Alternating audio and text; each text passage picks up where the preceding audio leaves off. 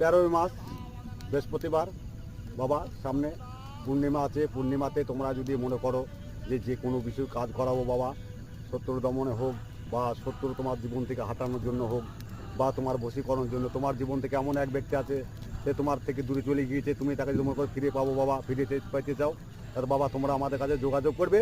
তোমাদের জীবনে যত বড় সমস্যা হোক না বাবা, তার সমাধান খুব ছোট। আমাদের কাছে আসবে, তোমাদের কাজ আমরা করার জন্য আছি বাবা। এইখানে তারা মায়ের মন্দিরে আছে এবং এখানে শ্মশান ঘাটে বসে কাজ করা হচ্ছে বাবা।